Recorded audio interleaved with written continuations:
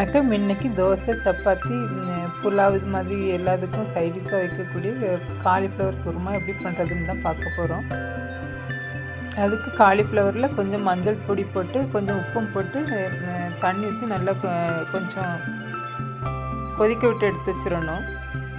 அடுத்து குருமாவுக்கு தேவையான தக்காளியும் வெங்காயத்தையும் வெட்டி எடுத்து வச்சுருக்கிறேன். அடுத்து சட்டியில் எண்ணெய் விட்டு 4 ஏலக்காய், 4 கிராம்பு, ஒரு பிரியாணி இலை, கொஞ்சம் சோம்பு எல்லாம் போட்டு பொரிஞ்சதும் நம்ம வெட்டி வச்சுருக்கிற வெங்காயத்தையும் போட்டு நல்லா வதக்கணும். இதிலே ஒரு சின்ன துண்டு இஞ்சி, 6-7 பல் பூண்டு எல்லாம் போட்டிருக்கிறேன்.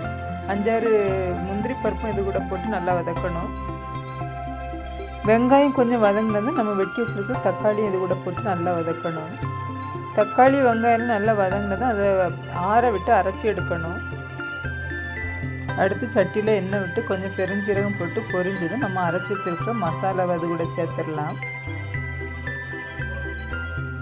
மசாலா சேர்த்த பிறகு அடியில் பிடிக்கும், கொஞ்சம் கிளறிக்கிட்டே இருக்கணும். மசாலா பச்சை வாசனை போய்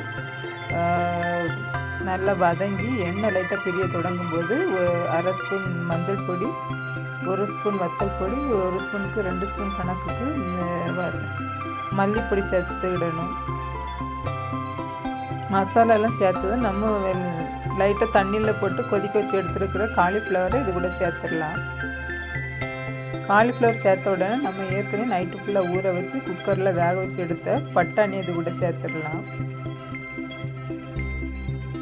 அடுத்து தேவையான அளவு தண்ணி சேர்த்து விட்டுடலாம். கடைசியாக உப்பு போட்டு ஒரு மூடி போட்டு ஒரு 10 நிமிஷம் நல்லா வேக விட்டு எடுக்கணும். காலிஃப்ளவரும் பட்டாணியும் நல்லா வெந்து மசாலா கூட சேரும்போது நல்ல ஒரு டேஸ்ட்டு கிடைக்கும். அதில் முந்திரி பருப்பு வேறு சேர்த்துருக்கோம், அது இன்னுமே ரொம்ப ஒரு ரிச் டேஸ்ட்டு கொடுக்கும். இன்றைக்கி புலாவுக்கு சைடிஷாக தான் காலிஃப்ளவர் குருமா பண்ணியிருக்கிறேன். நீங்களும் ட்ரை பண்ணி பாருங்கள். நன்றி.